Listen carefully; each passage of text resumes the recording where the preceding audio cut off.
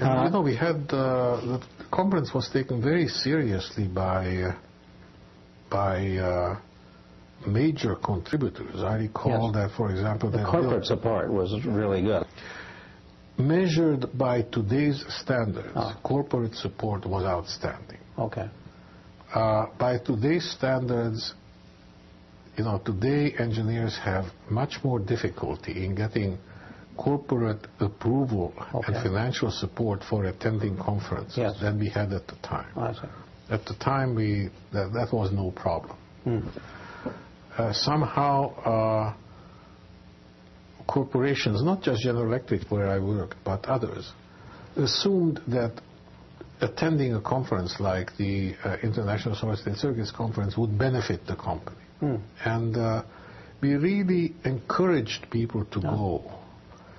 In other words, if there was a case of doubt whether this particular individual's participation in this trip, which may cost a certain number of dollars, whether this would really benefit the company, the doubt was usually resolved in terms of, okay, let him or her go. It usually was him at the time.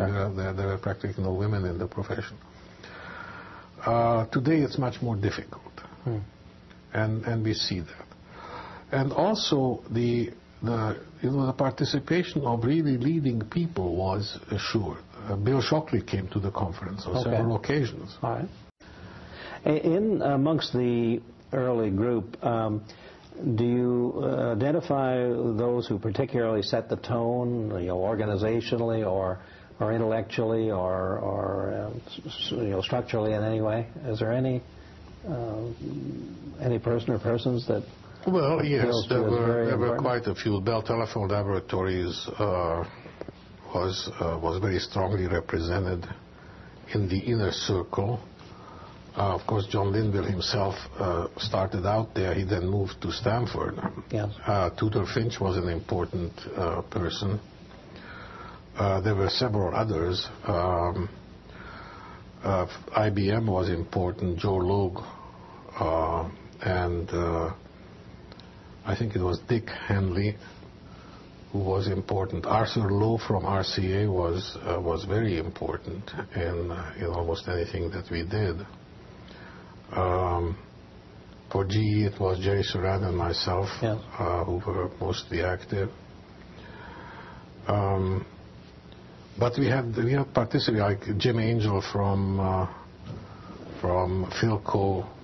I didn't mention Jim Early, who was more on the device side, but who had a lot of interest and influence in the circuit activities.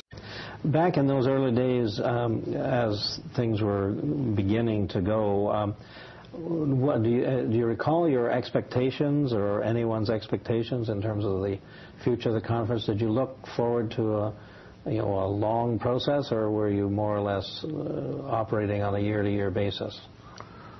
I think it was pretty clear after the first year that the conference would become a permanent fixture. Okay. And the success of the first conference was overwhelming. If I recall correctly, we had something like 600 people attending it.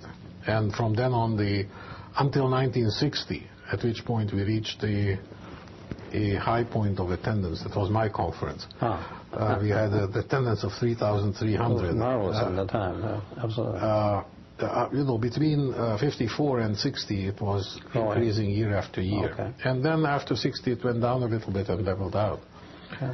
But there really was never any question about continuing or not continuing the conference. It was evident that we would continue it, and we changed the name from Transistor Circuits Conference to Solid State Circuits Conference to recognize the fact that the technical base has been broadened and required broadening.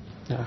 And in 1960, when I was chair, we changed the name to International Solid State Circuits Conference. And we had, for the first time, substantial overseas attendance. Yes. And as a matter of fact, we had one of the keynote speakers, Professor Strutt from the Swiss Federal Institute of Technology.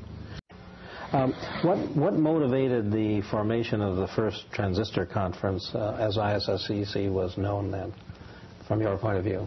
The first Transistor Circuits Conference, as it was called at the time, was initiated by a very active Philadelphia section of IRE, that was the Institute of Radio Engineering at the time,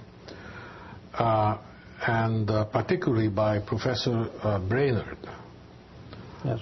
who was head of the Moore School of Engineering at the University of Pennsylvania at the time. But the entire Philadelphia section was very active in promoting some kind of a conference on this in this new area.